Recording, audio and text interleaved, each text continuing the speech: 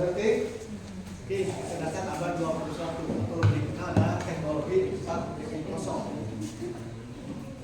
Satu materi lagi 5.0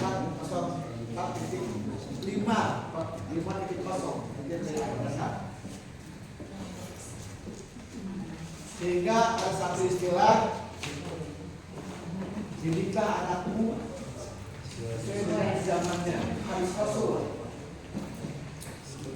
Jadi sekarang kita nggak bisa menghindar dengan dunia sekarang. Dengan bahasa lain, setiap zaman ada masanya dan setiap masa ada zaman. Nah, kita hidup di teknologi 4.0 di mana hampir semuanya segala digital, berbasis teknologi dan berbasis online. Tahun 2020-an terjadi besar-besaran pemberhentian pegawai di jalan tol dari Bina Marga. Kenapa? Karena tol sekarang sudah tidak menggunakan lagi manusia sebagai penerima uang. Karena sekarang cukup beli kartu voucher, uang langsung masuk ke rekening yang bersangkutan. Siapa ini? Nggak tahu. Sekarang sudah mulai merambah ke dunia perparkiran. Kalau saudara masuk ke mall Cilengsi, CCM, MM atau pertemuan, jangan harap bisa bayar dengan uang cash. Harus bawa itu, walaupun nggak punya mobil. Terus apa ini? Kenapa dunia perdagangan udah ini? Dunia perdagangan atau di waralaba sudah nggak ada. Nah, sekarang bukan saja dulu kan kita kenal ATM kan, ajukan tulen. Sekarang kan nggak punya ATM, atau sekarang ada tanpa kartu. Lebih luas lagi belajar, nggak usah nulis rekening, cukup pakai QRIS. Itu nggak bahkan kalau kata ini ketinggalan zaman loh Pak. Kok waralaba seperti ini belum pakai QRIS? Suka ini juga. QRIS juga bermacam-macam. Ada yang langsung muncul nominalnya, kita ketik dulu, dia tuh sedang berapa sekian, lalu tulis. Berarti seperti itu. Tapi kita bisa bayar kalau satu saat di sini semua mati. Bahkan ada satu peneliti ini memang sengaja dibuat oleh negara tertentu. Kita bisa bayangkan kalau satu ketika manusia sedang berjalan semua, di sini tiba-tiba mati, semua nggak ada yang bisa diakses. Kenapa? Karena berbasis teknologi dan menggunakan tenaga listrik. Bisa dibayangkan itu. Kalau ngantrinya itu kalau listrik mati tiket. Apa yang provider itu sudah mati, nggak bisa bekerja. Di satu sisi, tapi juga banyak kemudahan. Itulah teknologi 0.4. Nanti gimana nanti kita bahas 0.5-nya seperti apa. Sekarang jadi dosen nggak usah lagi manusia. Robot sudah jadi dosen. Kan kita udah mulai. Robot dosen cukup pakai robot. Sekarang pabrik mobil itu banyak yang sudah menggunakan robot, nggak menggunakan manusia. Bidang industri itu udah seperti itu sekarang. Kalaupun ada hanya tenaga-tenaga tertentu saja. Ya sehingga kita dituntut untuk itu, suka tidak suka harus seperti itu. Dulu kalau dompet gede-gede, ya, saya nggak usah bayar. Dompetnya cukup di HP.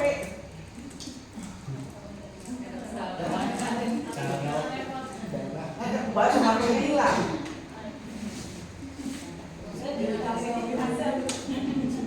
Apa yang bawa dompet gede-gede? Banyak sudah seperti bang, lebih aman. Kan begitu sekarang. Itu dunia kita seperti itu di kehidupan modern. Apa yang baru coba rusak kan? Salah kena tinggal dulu. Bapak itu terus terang dilarang oleh dokter itu buat kompetisi. sejarah salah sedikit. Bapak, boleh salah bapak ada dompet dari belakang. Kalau mau dilipat. Nah itu ternyata memang mengganggu juga. Apalagi punya penyakit yang kayak tadi Pak saraf pikir itu. Dulu kan gabah mau dompet ayam ya. Rantean. Dulu kan itu bukan rantai lagi kan sini. Sekarang yang itu justru punya dompet dan rantainya banyak duit. Itu dunia modern sekarang. Gak usah bawa duit tentengan sekeresek bahkan gak usah. Biarkan duit mah di sono di bank biarkan. Kita pakai amali, terus aja ngambil duit yang beli, nggak usah bawa duit. Suatu saat kaki lima kita sudah berbasis itu suatu saat. Kalau nggak begitu ketinggalan. Mungkin anak kita, mungkin cucu kita akan seperti itu. Itulah canggihnya teknologi. Walaupun di pihak lain ada beberapa kelemahan. Guru, pengajar, saya nggak usah pakai sampai capek ngegaji guru, saya beli robot. Orang juga seperti manusia, kalau ibu-ibunya cantik juga sama seperti manusia, seperti layaknya seorang perempuan. Tapi ada satu yang tidak bisa diterima apa? Jiwa atau karakter itu yang tidak akan didapat. Itu menjadi harga mati kalau kata orang. Dan itu kan harganya harga mati. Ada satu dalam dunia yang sampai kapanpun tidak akan pernah hilang penanaman nilai yang itu tidak bisa dibuat oleh siapapun. Makanya kita coba bahas ini karakteristik spiritual guru di era revolusi sekarang, revolusi 4.0. Dikatakan mengubah integritas dan akhlak mulia dalam ekosistem pendidikan digital.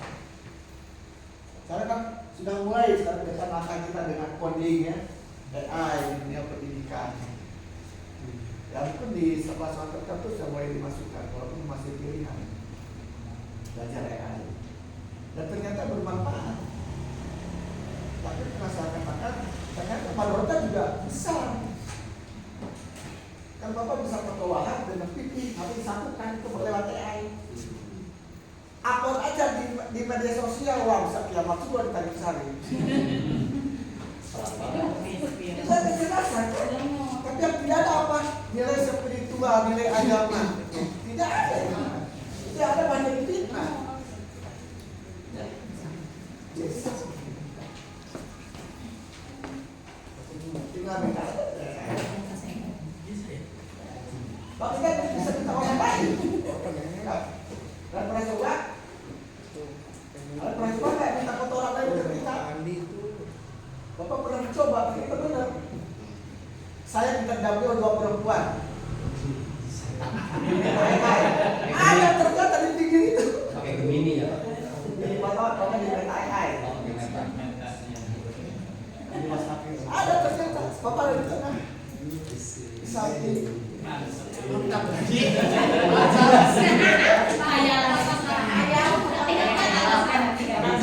Media sosial yang banyak.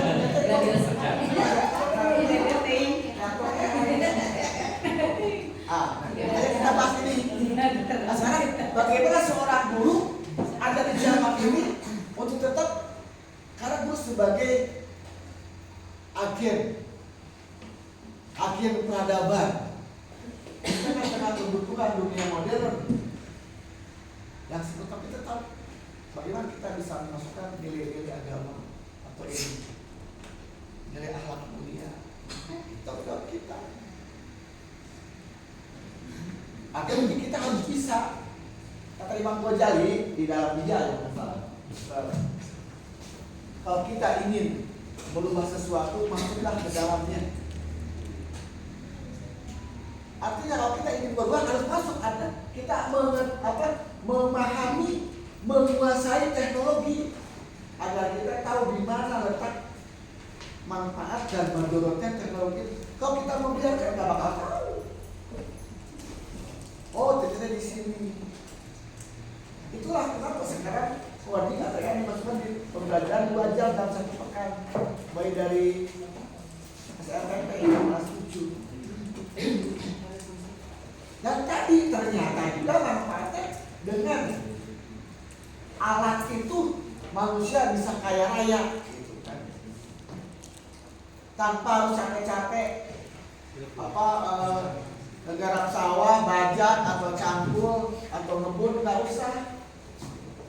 Cukup di rumah saja. Tapi penghasilannya jutaan sehari. Itu dari sisi manfaat secara ekonomi.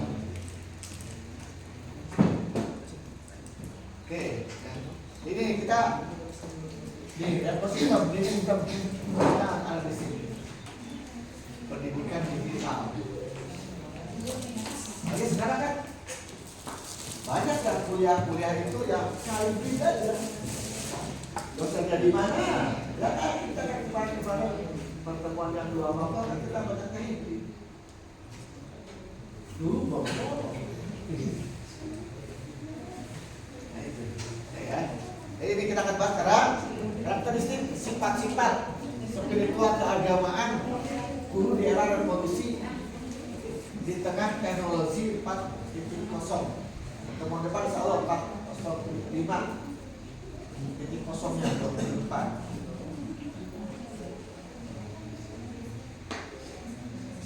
Apa sih yang maksudnya proses dari 4.0? Mengubah cara manusia belajar, bekerja, dan berinteraksi, termasuk dalam sistem pendidikan. Kita kan merubah, guru itu tugasnya merubah manusia, merubah karakter, merubah dari tidak tahu menjadi tahu, dari kurang bagus menjadi bagus. Tugas utama ini mengubah cara belajar yang konvensional lebih kepada modern. Katanya hanya asal duduk saja, yang tulis, duduk, baca. Saya sudah tidak zaman lagi. Bekerja ya tadi. Bekerja sekarang nggak usah capek-capek. Kalau ada nggak usah. Dan masih teknologi coba rumah sambil tidur. Tahu-tahunya besok-besok rekeningnya sudah penuh sama uang. Ya mungkin kita ya termasuk saudara-saudara yang belum ketemu aja yang punya. Tapi banyak yang ngajak, banyak yang ngajak, ya itu. Saya udah sekitar 7 kali 7 orang yang mengajak bisnis di dunia digital ini. Kerjanya hanya klik-klik barang. Oh iya. Udah ada 7 orang. Tapi yang pertama saya nggak bisa terus jadi 2 juta keras bangsa kabur. Baik lagi. Ada Amazon. Wah banyak ada luar negeri Pak. Saya coba ya. Kita coba nih seperti apa nih kerjanya ini. Terus saya harus bertanya, ini dari sisi fikih, gimana ini hukumnya? Apa kita karena kita menggunakan kuota sudah dibayar sekian atau kemarin? Ada yang kerjakan di Amazon, hari kedua di Amazon yang ngajak itu, di Shopee Pay, di Tokopedia. Kurang lebih ada 7 pokoknya perusahaan. Pertama di Jack Mall, yang ngajak orang Medan. Ada yang ngajak tadi, nggak diurus kapok ya. Padahal marah-marah. Tapi memang mereka, saya alhamdulillah saya udah bisa ngajak 10 orang dari kerja. Sepi lah Pak. Sepi lah. Cara kerja sekarang banyak tuh. Dan rata-rata yang ada itu bukan laki-laki lagi, perempuan.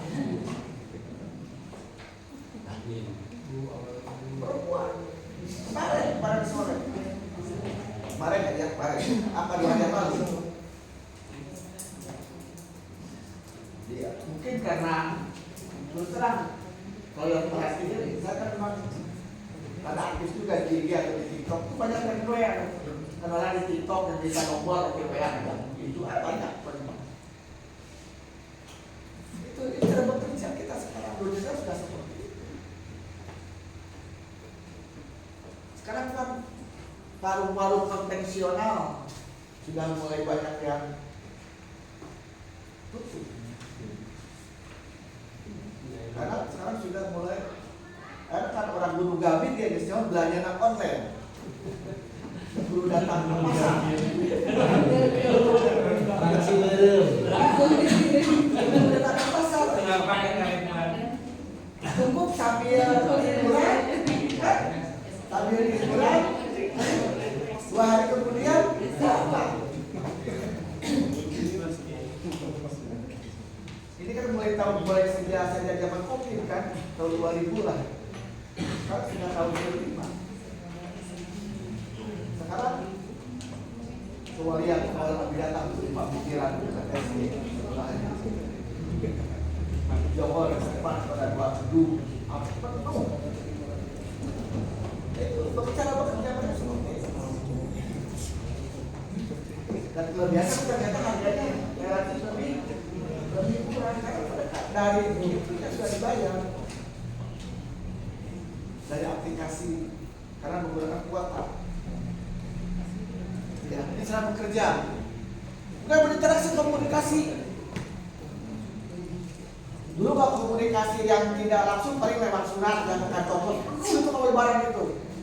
Atau ucapan selamat Idul Fitri dan lain sebagainya penuh. Sekarang sudah mulai berkurang. Kali pos sekarang pos sudah ganti. Itu komunikasi dunia perdagangan. Saat pertama ada HP paling tidak ada paling bahkan ada SMS. Kemudian yang kedua itu ada MMS. Kita bisa kirim foto. Kemudian naik lagi adalah WA. WA. BBM dulu. Terus WA. Dulu hanya WA saja. Saya kan sudah bisa PM, bisa video, kalau bisa cara berkomunikasi. Tapi bagaimana dari sisi agama? Sekarang kan kita bisa berinteraksi dengan orang Amerika sono dengan video call kita. Sekarang baru ada 3 hari di Arab Saudi pada itu udah video call. Malah hadaman. Bisa berkomunikasi. Sekarang dulu hanya satu kan. Sekarang kan video call sudah bisa puluhan orang. Muncul lagi Zoom. Itu bisa ribuan malah. Video call pun paling banyak sekian orang. Sekarang bisa di Zoom. Zoom itu kan bisa ribuan. Itu yang berbayar, itu kan gratis. Kalau gratis paling banter 50 orang, waktunya 40 menit. Soalnya udah mati sendiri. Itu dunia komunikasi ya sekarang. Kita akan bisa menghindari itu. Jadi penting sekali kita memahami ini. Dalam sistem dasar, pakai dalam sistem pendidikan, ya betul. Guru dituntut untuk memiliki fondasi spiritual. Jadi guru dituntut spiritual, agamanya harus kuat. Apa? Untuk menjaga otoritas, kekuatan, kemampuan moral. Jangan sampai dengan dunia seperti itu, moralnya, otoritasnya jadi berkurang. Kenapa? Karena satu yang tidak bisa dihindari oleh apapun dari guru, ketika dia menerapkan karakter, ketika dia menerapkan nilai-nilai keagamaan, dalam arti baik yang muslim, non muslim, atau Hindu, Buddha, karena pada dasar semua menerapkan nilai agama. Hanya berbeda substansinya saja. Ini yang tidak boleh lupa. Dengan memiliki fondasi yang kuat, tetap otoritas moral kita akan terjaga. Udah lagi etika. Kan ada dalam ayat Al-Quran, ya ayyuhalladzina amanu idza jaa'a fasiqun binaba'in fatabayyanu. Sekarang kan gara-gara itu di medsos udah panggil polisi, masuk penjara. Kenapa? Karena dia berbeda sama yang tanpa nilai-nilai agama. Berapa banyak? Di Patabayan tuh, di cross check, kalau bahasa Islam cross check dahulu kebenarannya. Nah, saya dibutuhkan etika bagaimana cara berkomunikasi. Kan paling enak, menelpon paling enak kan jelema. Oh, kata gue jelema mengawe kemana-mana. Ya Bapak saya pernah lakukan itu. Sudah ada orang tiap hari waktu masih belum ada WA, terus suka ngirim SMS, manggil saya apa ya Ulung, kemudian minta duit lagi nagih. Ini orang saya udah bilang saya bukan si Ulung, lagian saya kapan punya hutang dengan kamu? Dimarin habis-habisan, anu we. Bodoh tidak ketemu jelema nama. Itu kan etika. Berkomunikasi. Dan kemanusiaan bagaimana kita bisa menjadi sesama manusia di tengah percepatan teknologi. Hari ini seperti kita tahu besok mau apa lagi.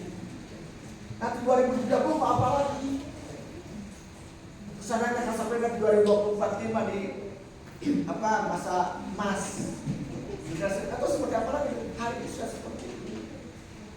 Maka gurulah yang diharapkan bisa membuat itu menjadi lebih baik dengan dasar etika dan moral atau integritas moral yang kuat.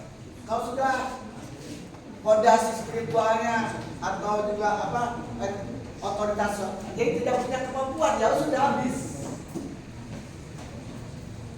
Nah ini akhirnya kita masih ingat, mungkin ini dari anak istri juga ingat pepatah Bapak Pendidikan Nasional, ya, Ingarso Sumtulado penegak dan menjadi tauladan, penggerak dan pemberi dorongan. Dan sebenarnya Rasulullah sudah lebih dulu kita berbicara Islam. Wa innaka la'ala khuluqin azim. Ya. Laqad kana fi rasul uswatun hasanah. Untuk siapa? Lima kana yarjullaha wal yawmal akhir. Sudah jelas. 14 abad yang lalu Hajar Dewanto tahun berapa? Kan begitu. Kalau berbicara Islam, ini kan ingat sosok itu kan di belakang memberi teladan. Menjadi guru penggerak. Kemudian memberi dorongan, memberi motivasi. Sebagai motivasi kita memberi dorongan. Penggerak yang menggerakkan tadi kan agen perubahan budaya, perubahan peradaban. Kalau kata Cakun sekarang itu peradaban kita itu sekarang lebih jelek daripada zaman jahiliyah. Kalau kata Cakun itu sekarang itu dunia sekarang itu bukan saja informasi tapi kepada Tuhan sudah ada injak peradabannya. Abu Habib itu kata kepada Tuhan dia nggak berat, kita hanya kepada Rasul saja. Saat itu ya Rasul ya Tuhan udah ada injak manusia sekarang ini. Coba baca sering buka buku Cakmun yang Ma'in Najib budayawan kita.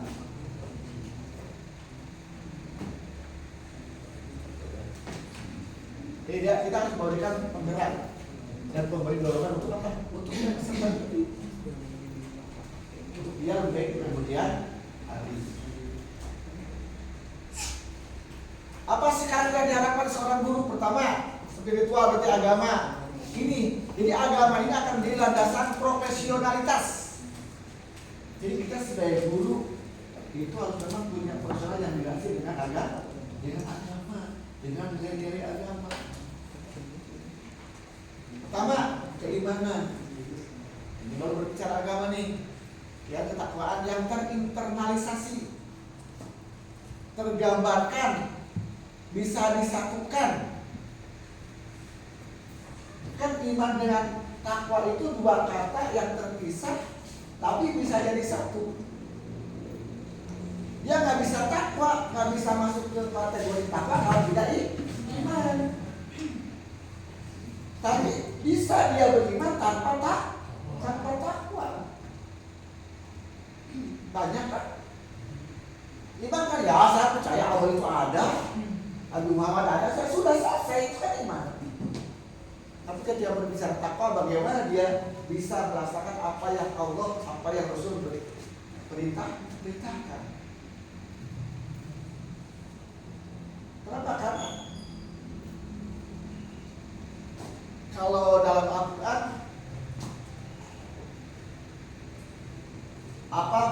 nafsu aja sudah dia bersaksi kepada Tuhan, apalagi akal tetap bersaksi. Artinya dia beriman. Emang setan gak percaya sama Allah? Percaya dia sama Allah. Setan juga sama. Itu keimanan. Makanya kita ada takwa sebagai ihsan.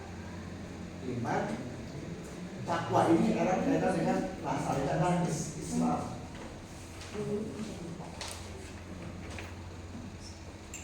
Tapi tentu perlu takwa itu tentu amalia. Ya, ini iman dan agama terinternalisasi, terlaksanakan. Karena ini dua kalimat ini saling melengkapi. Yang kedua, akhlak mulia dan integritas personal, kemampuan diri, menjaga personal sebagai manusia, sebagai guru. Udah jelas yang dibacakan. Wa innaka, kamu waktu itu aturan itu kepada Nabi, yang kepada kita. Lalu mungkin anjing dan banyak para kalimat-kalimat yang lain. Kemudian konsisten antara ucapan, nilai dan tindakan. Dan Al-Quran, kaburan maktan indallahi an taqulu ma la taf'alun. Kaburan maktan disebutnya juga. Orang yang berbicara tapi tidak pernah melaksanakan ini. Konsisten antara ucapan apa yang diucapkan, nilai dan tindakan dengan nilainya. Artinya seorang guru terus dituntut apa yang dia berikan, apa yang sampai kepada siswa. Berarti dia harus melaksanakan agar siswa bisa mengikuti kita. Kan tadi sumtuladan itu kan memberi tauladan. Ada istilah guru kencing berdiri, murid kencing berdiri. Jadi sebenarnya kalimat sederhana tapi itu maksudnya.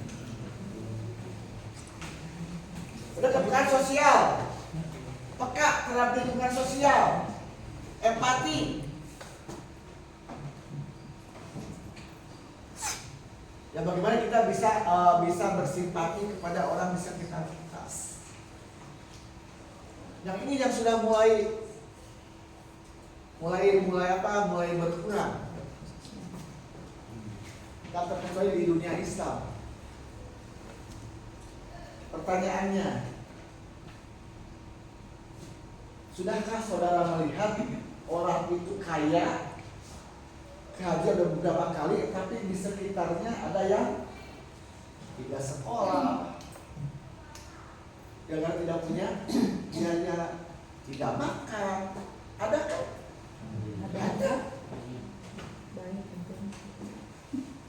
Nah, berarti guru itu tidak boleh begitu. Sesuai dengan kemampuan dan kapasitas. Ya. Ibu harus punya kepekaan sosial dan empati kepada orang yang sekitar kita, bahkan kepada lingkungan. Kemudian sensitivitas sosial, sensitif. Kan kalau di masyarakat kan, terlepas sedikit saja. Itu bisa jadi di usaha RT. Kita harus tanamkan itu, kita harus tanamkan. Sensitif sosialnya kita harus tanamkan. Dan kemampuan memahami peserta didik, nah terutama ini yang kemarin dikatakan ya pasti dengan kantor yang berbeda dengan 30 atau 28 atau mungkin juga ada yang 40 orang kan pasti ketika masuk kelas ada murid 24 berarti itu akan ditemukan 24 karakter, akan ditemukan 24 kondisi ekonomi yang berbeda, akan ditemukan kedua orang 24 orang yang memiliki ayah dan ibunya berbeda. Sosial ekonominya, pendidikan keluarganya itu kan berpengaruh. Nah disitulah kehadiran guru harus bisa menyatukan itu dan bisa memahami. Supaya apa? Supaya tujuan pendidikannya bisa berhasil. Berpikir kritis dan inovatif. Berpikir kritis itu banyak bertanya, diskusi, salah satu berpikir kritis. Allah kan ada dalam Al-Quran. Wajadilhum bermujadalah. Nah itu berpikir kritis. Tapi tentu hal-hal yang baik. Inovasi, dia harus mampu berinovasi. Berinovasi cara mengajar, media pembelajaran. Supaya tidak jenuh. Sekali-kali nggak apa-apa kita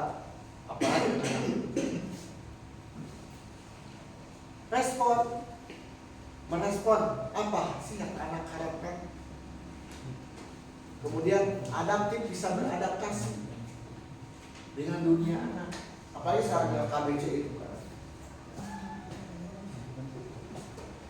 Jangan lupa bapak undangan itu yang jadi guru terutama ada workshop kurikulum adaptif yang sekarang ini ada 100.000 tepatnya diselesaikan dari LMC. Bapak ada di situ dan Bapak share. Itu bagus materi. Karena ini ada yang adaptif. Bisa adaptif terhadap perkembangan di kita. Jadi kan bisa menyesuaikan. Bapak waktu beberapa tahun silam aja nggak pernah begini. Waktu di Yaperi, tanya dulu. Biasa aja banyak yang ngomong, Bapak kenapa kayak gini ya? Betul ya? Nggak adaptasi. Nabi juga harus begitu. Supaya lebih benar. Walaupun mungkin pertanyaannya makhluk lembaganya menyediakan itu kan pertanyaan. Orang kan banyak bos, kalau tidak ada. Masa iya satu sekolah nggak beli tebang yang begini paling juga harganya 4 juta dengan layarnya.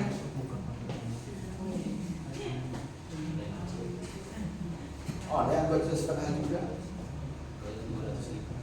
Tapi kadang-kadang ada tapi juga jarang yang menggunakan. Anehnya itu.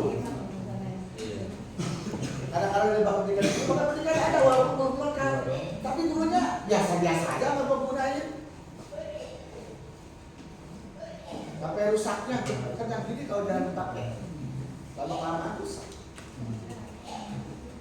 Walaupun nggak sebulan sekali berkeberan itu merasa lain suasana lagi. Lah biuknya aja biuk gitu aja. Kemudian yang selanjutnya berpikir kritis, komitmen terhadap pendidikan dan pembangunan bangsa ini. Kita komitmen dengan pendidikan apa? Terus kita harus memahami tujuan pendidikan itu sendiri. Harus komitmen dengan itu. Kalau nggak komitmen dia susah. Apa yang jadi guru? Nggak komitmen dengan pendidikan, kan guru tugasnya ya itu pendidikan. Kalau nggak komitmen dia sudah selesai. Terus mundur diri jadi guru. Berarti saya anak yang sekarang 45 orang itu sudah komitmen dengan pendidikan. Kenapa? Karena dia buktinya rame-rame daftar ingin kuliah, gua sudah komitmen dengan pendidikan dan pembangunan bangsa secara umum. Karena pendidikan bagian dari pembangunan bangsa, pembangunan sumber daya manusia. Karena ketakwaan, cara berkarakter spiritual, menghayati nilai-nilai agama sebagai perilaku profesional. Kenapa? Karena nilai-nilai agama itu tetap ada kaitannya, ada benang merahnya dengan profesionalitas guru. Kata Allah, semua yang kita lakukan adalah ibadah. Wa mahasul sinna wa bisa ilalia. Ini nilai karakter ini, ya, nilai-nilai agama. Jadi ketika kita malam-malam membuat tugas, membuat RPP, itu niatkan itu adalah ibadah. Kita bangun, ya Allah, besok saya ngajar di kelas ini. Mudah-mudahan besok anak didik saya lebih baik. Ngawaro gak uwi, pulang bikin ribet. Ya itu nilai-nilai agama sebagai perilaku profesional. Profesional kerjaannya, tapi landas dengan nilai tadi. Niatkan insya Allah, bahkan Rasulullah. Kamu kaji lagi 500.000. Coba, kok enggak profesional tapi tidak ada nilai agama, habis. Jadi 500.000, ajar dia ikhlas, terus dunia terbagi, akhirat Tuhan. Itu benar enggak? Iya. Bapak tahu, kayak paling banter, 350. Bahkan di Soekarno kan ada nama ya. Satu tahun 300 bilang itu naik turun ngajarnya. Coba bayangin kalau tidak ada nasib ya. Ya sudah, di dunia tetap belangsat, ajar capek tapi ohnya. Ini yang juga dari sini koanya di agama. Apa membiarkan? Nanti ada kebanggaan tersendiri. Bapak punya yayasan secara ekonomi biasa-biasa aja. Biasa-biasa aja. Tapi Bapak bangga ketika ada orang Pak datang, Assalamualaikum Pak Enon, Manawi ada lowongan. Itu satu kebahagiaan pertama. Waktu Bapak jadi kepala. Yang ke rumah bawa berkas, Pak Manawi ada lowongan saya ngajar. Oh iya, orang lain lah. Coba kalau saya nggak punya lembaga, berarti saya seperti ini. Jangan ke orang lain, minta kan saja. Itu yang pertama. Yang kedua, tegak harga Pak. Saya sudah sersan. Kan banyak orang di sini tentara kan, ketemu. Berapa saya sudah kerja di restoran. Itu kebanggaan guru itu di situ. Nilai spiritualnya nanti. Sekarang nggak terasa. Itu yang Bapak rasakan misalnya itu punya yayasan enggak, dia yayasan saya enggak berbilang kolomnya biasa-biasa aja, banyak kurangnya, tapi itu nilai spiritual itu yang tidak akan pernah terlupakan. Di saat orang lain percaya kemana-mana ingin kerja, ya alhamdulillah kita mendatang orang ke sini bisa menampung guru-guru yang mau walaupun gajian 450.000. Tanya aku Pak, berapa gaji nanti gede-gede? 100 miliar, Pak. Udah putus 100 miliar. Ini ya, jadi agama sebagai perilaku profesional. Kedua, memelihara relasi hubungan sesama guru di dalam satu lingkup kerjaan dan juga sesama guru yang lain, antar lembaga, antar instansi. Lalu apa? Ini relasi spiritual melalui ibadah, doa dan refleksi tadi saya katakan itu.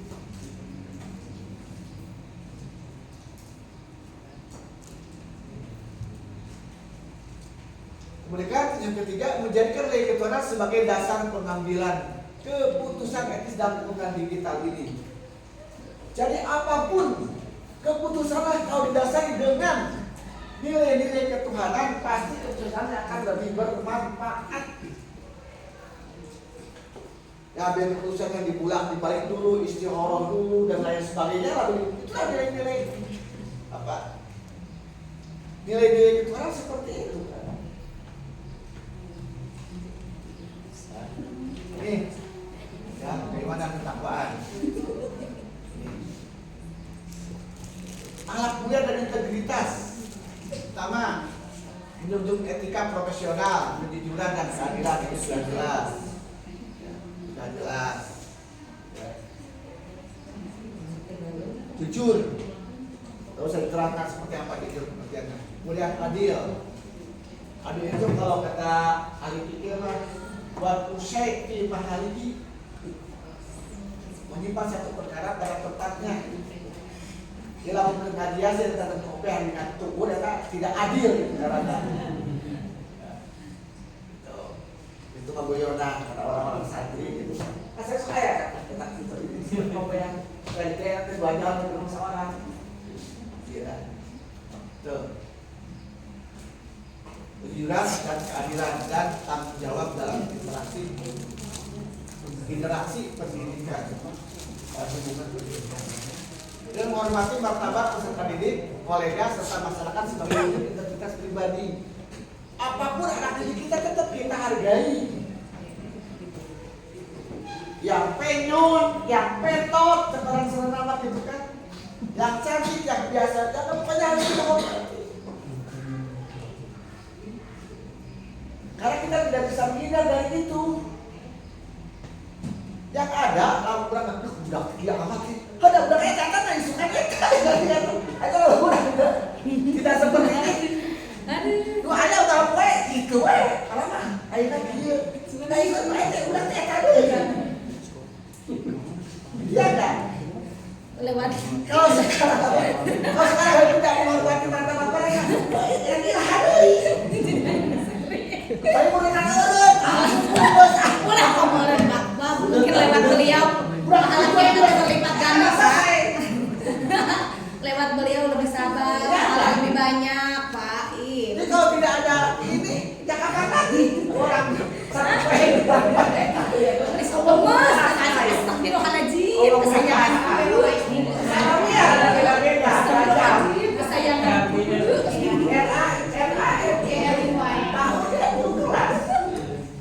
Ini kesayangan. yang belum anak 20 selama 6 hari atau 7 hari, ya itu lagi terus.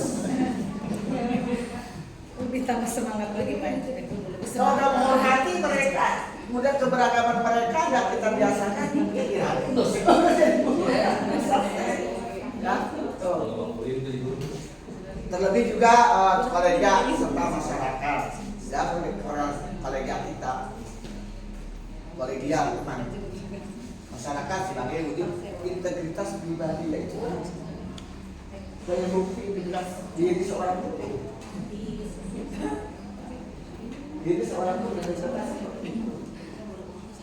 Kemudian posisi antara ucapan sama tadi tindakan nilai yang diyakini.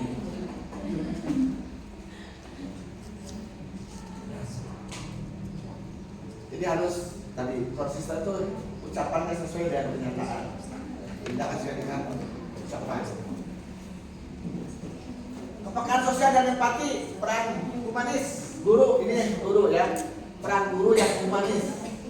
Ini kepekaan sosial, kemampuan menghargai keberagaman data sosial, budaya dan karakter seperti tadi. Ya, jadi kita hargai apapun karakter siswa akan pasti beraneka ragam. Kamu ada menjadi Pak Un di MA Pak. Dia soalnya tiap hari Pak.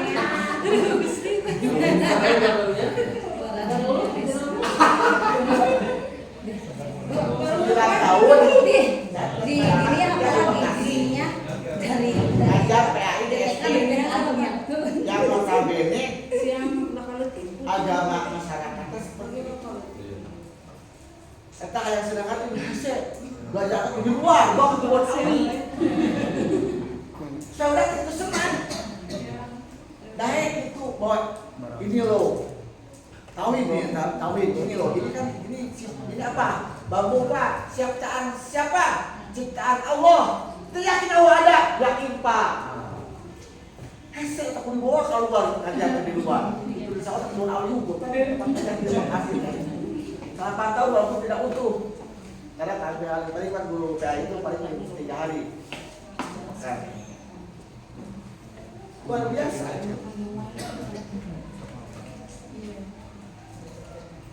Kemudian budaya tadi, budaya dan karakter, kebiasaan, adat, istiadat yang berbeda. Apalagi kalau ngajar jadi guru di dunia di daerah industri itu luar biasa.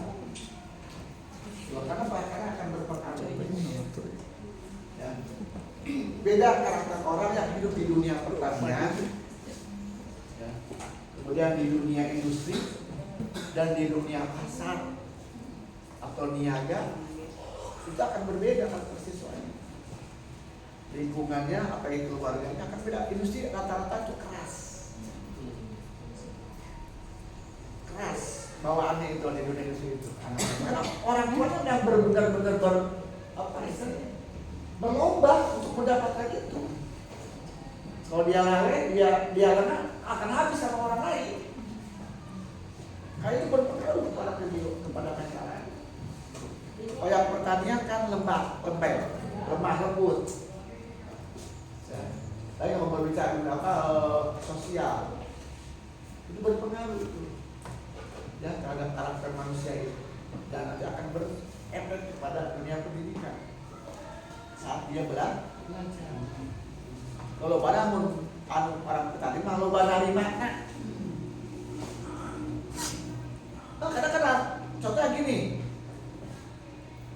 orang tua yang hidup masyarakat yang petani, yang ketika dia kebanjiran harus menerima, suka tidak suka harus menerima, nggak sih pasrah. Atau banyak tikus yang sebenarnya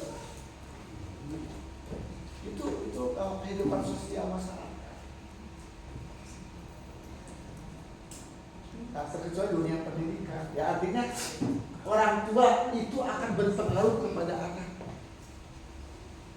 Dan tentu anak itu akan berpengaruh saat dimana dia belajar. Makanya dalam kultur mereka ada istilah tes diagnostik.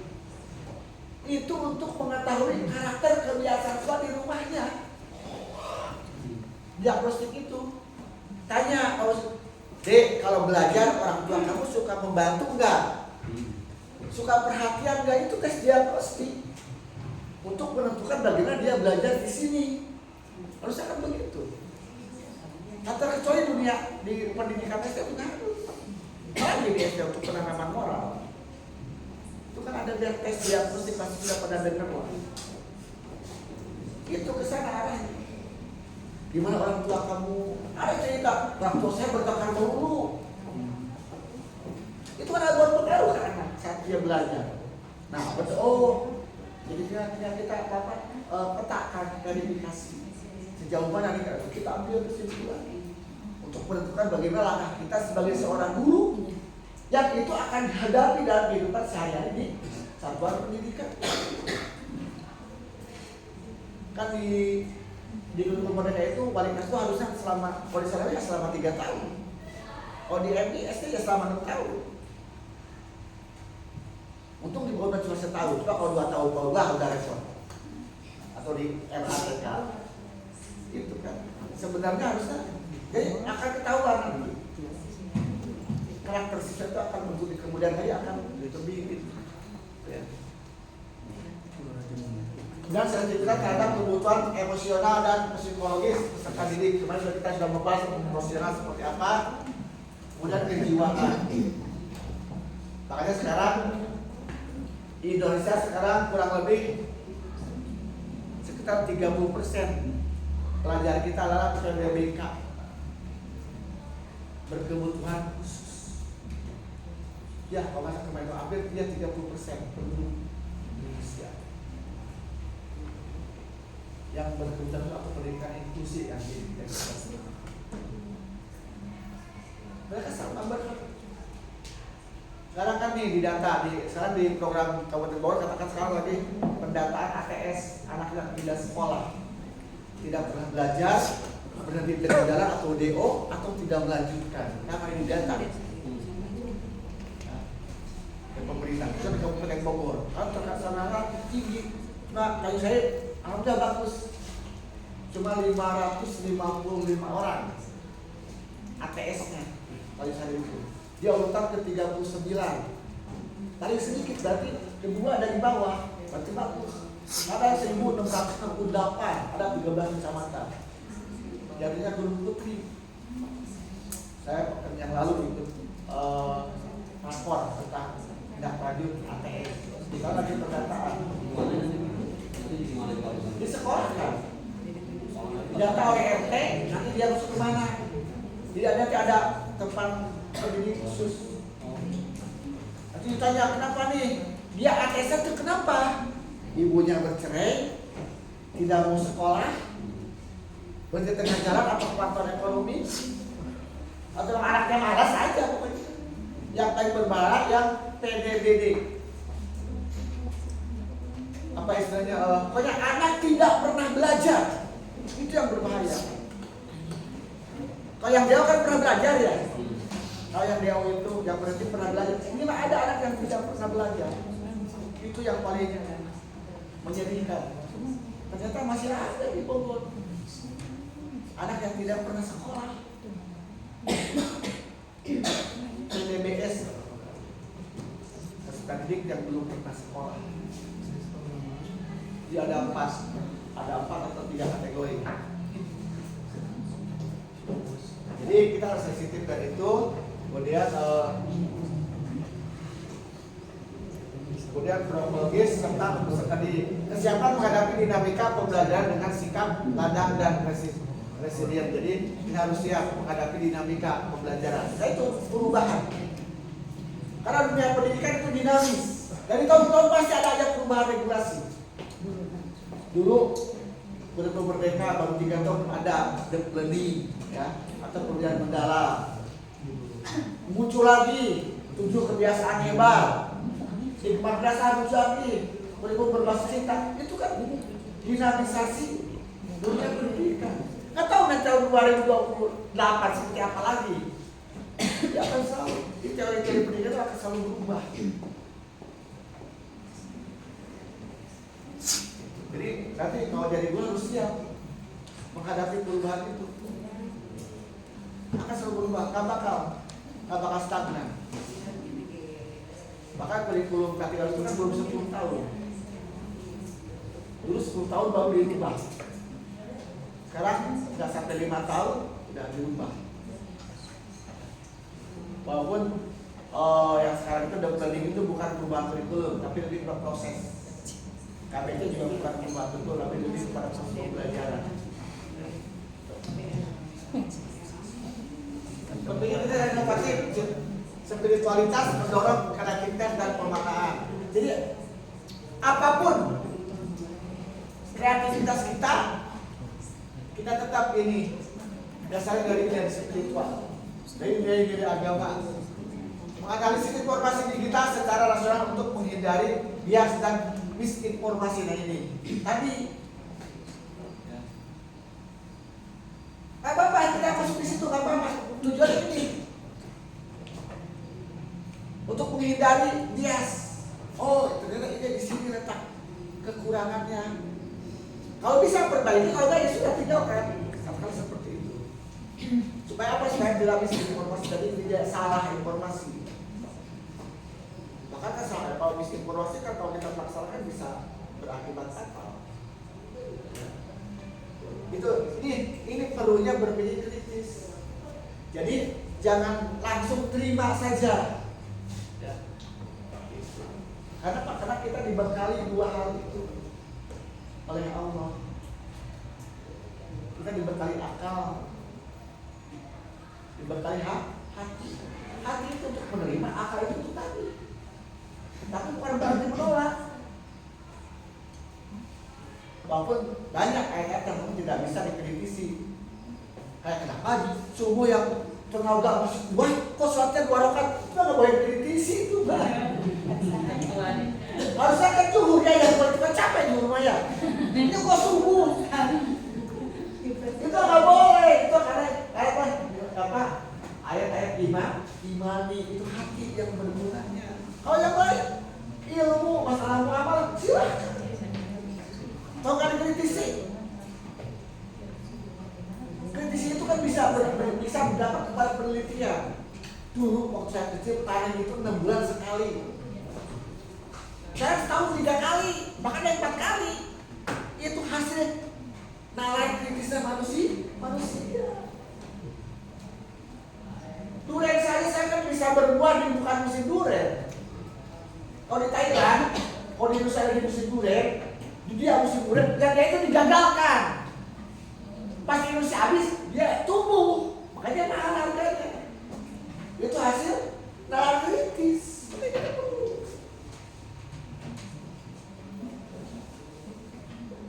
Perlu kita kritis itu, disuruh kok. Cuma mana yang mesti, mana yang tidak.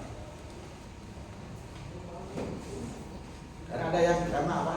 Dasarnya keimanan. Kalau keimanan kan sudah tidak bisa digabungkan lagi. Kita sudah kot'i.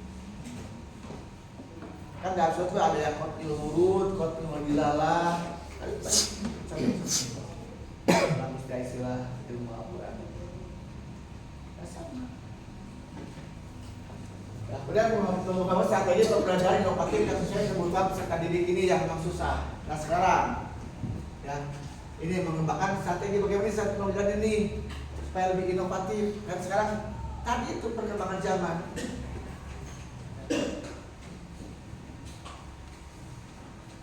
HP itu sangat bermanfaat sebenarnya untuk proses pembelajaran. Guru bisa tidak capek sebenarnya kalau bisa berinovasi. Kan sekarang tinggal mau nyari materi kan banyak. Coba buka HP-nya. Sekarang cari kamu materi ini di YouTube. Kamu perhatikan. Nanti tarik kesimpulan menurut kamu apa? Terus tanya satu-satu.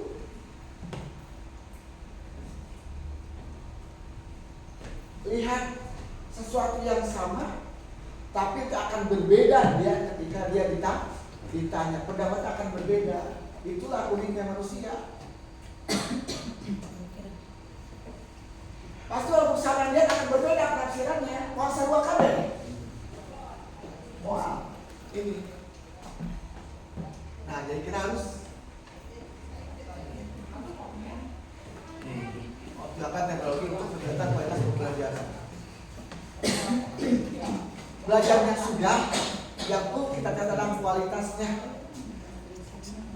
Kualitas itu tentu dari mulai perencanaan, proses dan penilaian.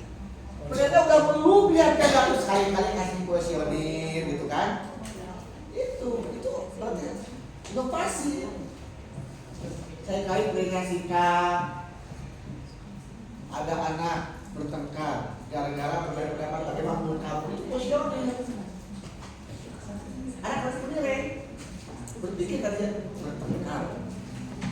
Gara-gara berbeda pendapat kan dari pikir.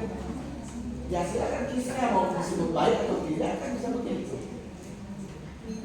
Itulah inovasi di dunia pendidikan yang dilakukan oleh guru. Kenapa? Karena ini di dunia modern nggak melulu ABCD. Selain 7, ya ada 7 itu apa jenis penilaian.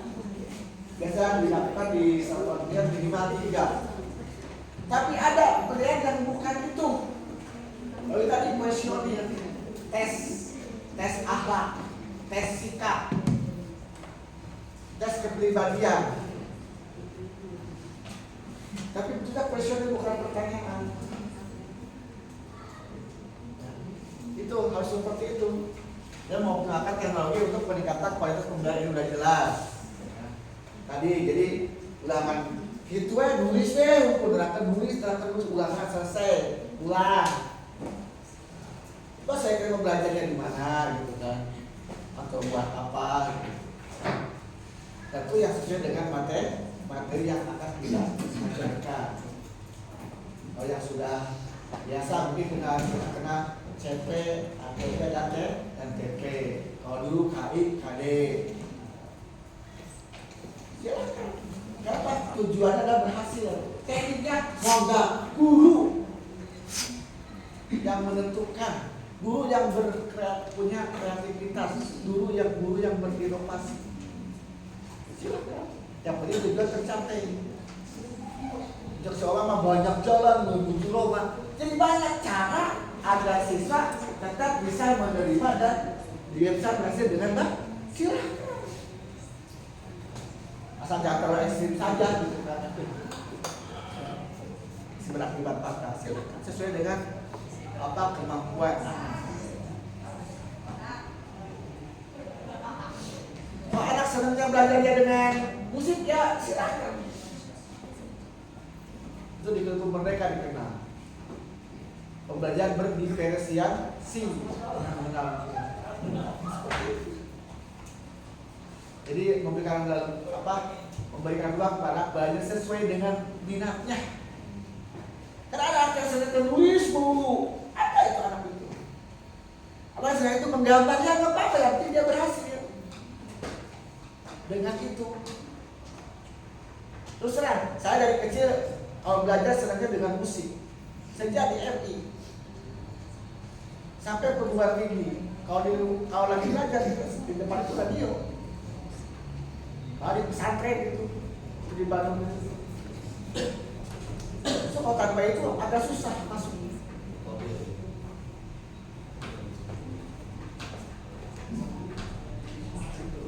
Kan tipe selalu berbeda, tipe belajar berbeda-beda. Dan ternyata sekarang diketemukan dari Kultur Merdeka itu, ya itu yang belajar berdiferensiasi. Saya kan sekarang kecil misalnya bawa radio.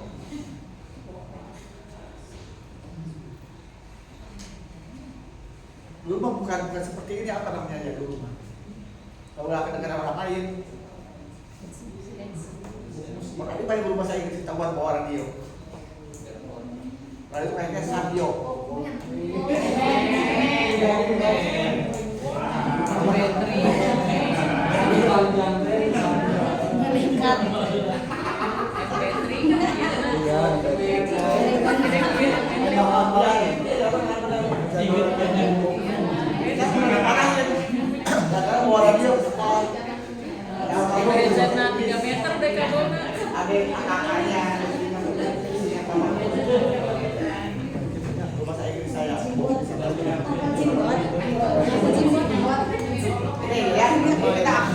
Optimalkan teknologi dunia modern ini dalam sebuah proses pembelajaran untuk meningkatkan kualitas pembelajaran. Nanti yang kedua budak mah bisa cek belajarnya paling kedang, ada bari angkara, cek belajar musik, cek baik itu. Walaupun itu agak aneh ya, tapi ya itulah. Karena intinya kita membelajar dengan berhasil. Komitmen pada pendidikan dan kemajuan bangsa. Terus sebagai agen perubahan ya. Jadi guru kita itu agen. Yang hanya guru yang bisa merubah dunia melalui pendidikan. Jadi pendidikanlah yang bisa merubah dunia. Yang tidak ada Jepang waktu di bom yang supaya dia nggak nanyain pegawai, dia nanyain ada berapa guru yang belum mati. Coba baca sejarah Jepang waktu di bom Perang Dunia Kedua. Kan Hiroshima Raja itu kan nanya itu. Ada berapa guru yang masih hidup? Enggak nanya peneliti, enggak nanya ilmuwan, tapi dia nanya guru. Karena guru lah yang bisa merubah bangsa itu aja. Lalu pendidikannya dengan 1000 macam ada di dalam. Tuh, kemudian sebagai pengetahuan mengabdikan diri pada pengembangan kompetensi peserta didik.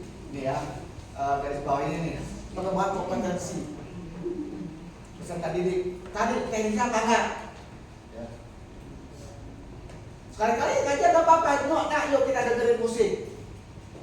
Karena ada musik relaksasi ya, gitu akan berpengaruh terhadap perkembangan otak. Coba baca buku Quantum Learning. Terus ada lagi satu lagi buku pembahasan tentang neokortex, otak kiri kanan otak belakang. Kalau baik belajar apa Al-Quran banyak itu. Ternyata memang itu luar biasa. Jadi secara holistik itu menyeluruh, dia harus menyeluruh bukan hanya aspek pengetahuan, tapi semua aspek perkembangan akhlak.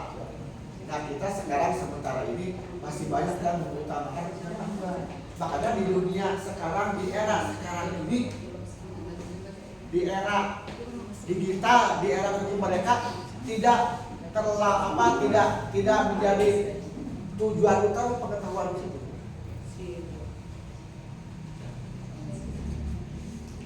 Kecerdasan anak akan terbatas dan tidak akan bisa semuanya. Kalau anak senangnya olahraga, kembangkan olahraganya. Gak bakal anak olahraga voli, gak bakal. Kalau dia asik di voli, gak mungkin bisa sepak bola. Berarti salah satu. Dulu bukan hanya aspek pengetahuan, lain jadi bukan aspek pengetahuan saja. Kalau pengetahuan maka tadi memindahkan 2 kali 2 4 itu pengetahuan. Tuh. Kemudian tetapi semua aspek perkembangan akhlak ini kan dengan akhlak. Dengan akhlak.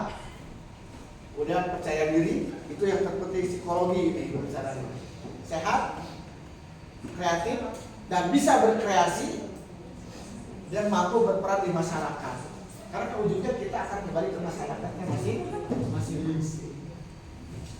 Berkontribusi pada kemajuan bangsa melalui pendidikan bermutu, punya andil, punya kontribusi, punya peran.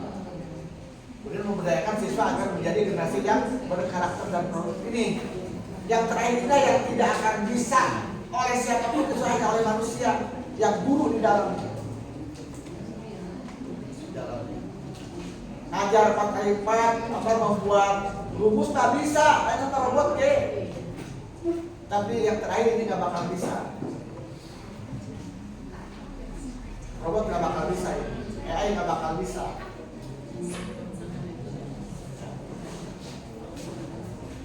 AI mah dia tahu kata bapak mah kayak malaikat nih. Malaikat kan tahu apa dia mah apa yang diminta tahu gitu dia gitu. Coba AI.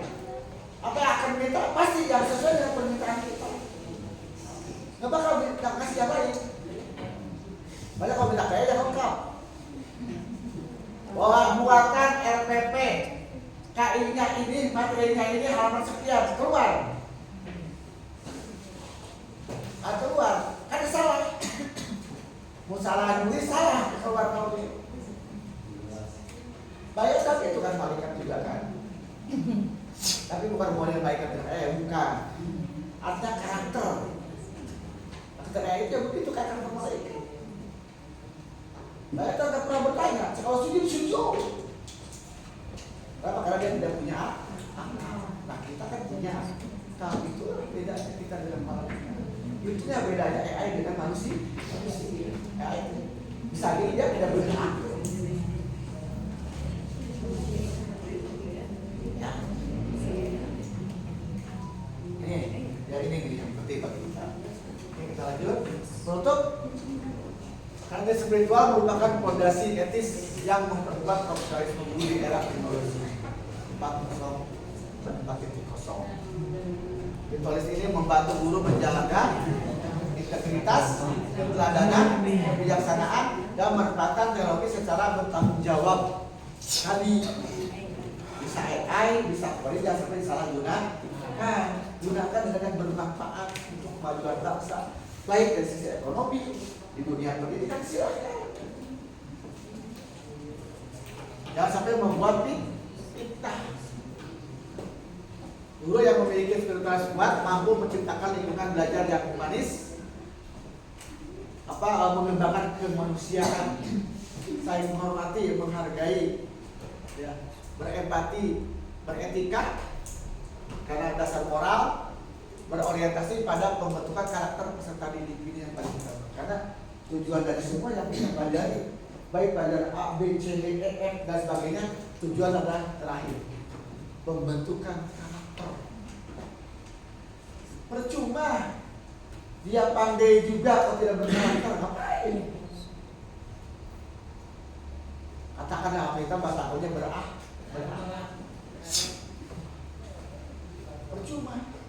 Kalau kata saya mah, mau ngaji, mau ngomong, percuma bu, mau kalah dari profesor doktor kira mau goreng kakot mah, berita terasa percuma hati. Ya ini karakter. Apalagi yang Ya katakanlah tingkat SLTP ke bawah. Pak SLTA sudah banyak terkontaminasi. Kalau di SLTP ke bawah masih agak bisa ya, karena masih kasar. Kalau sudah di SLTA sudah berpikir sendiri, dia sudah bisa menentukan mana yang harusnya, mana yang tidak. Sudah banyak mengerti, sudah mengerti kondisi, termasuk kondisi orang tua dan kondisi sekitar dan SLTA. Tapi kalau yang masanya di SLTP, wah lagi jaga-jaga cuma dewek, cuma dewek senang, kan gitu. Pernah kan merasakan dulu kan? Tahu bekas mati sama orang. Tapi udah SLTA sudah mulai. Kelas 9 dia udah berpikir, nanti saya akan kemana? Kerja apa? Tunggu berarti ketika dia keluar, baru terasa, oh ternyata nyari uang itu susah. Dulu saya sebenarnya minta sama orang tua. Udah SLTA. Makanya di SLTP yang paling fondasi karakter itu di SLTP. Kita ada SLTP. Aku yang tidak ada pendekatan untuk kuliah. Udah kuliah mau belajar solar mas. Kuliah kita masuk solar ke depan tapi hal yang lain di SLTP penguatan karakter terlebih penting masih usia baik diri. Jadi itu dalam arti pendidikan sekolah harus di lingkungan keluar. Sekolah tadi berapa jam sih? Rumah yang paling banyak. Jadi usia diri itu sebenarnya paling pokok dan utama gitu. Coba ini praktek. Saya anak IDA semua hasil praktek mencoba teori pendidikan, teori kesehatan. Beda, semua karakternya beda. Yang pertama dengan yang kedua, apa yang ketiga udah beda. Semua dicoba. Ya minimal tidak terlalu keluar. Perhatikan yang sudah punya putra putri. Oke, ada yang mau mengkritisi atau tidak puas silakan. Terima kasih. Assalamualaikum warahmatullahi wabarakatuh. Waalaikumsalam. Mudah-mudahan minggu depan masih ada.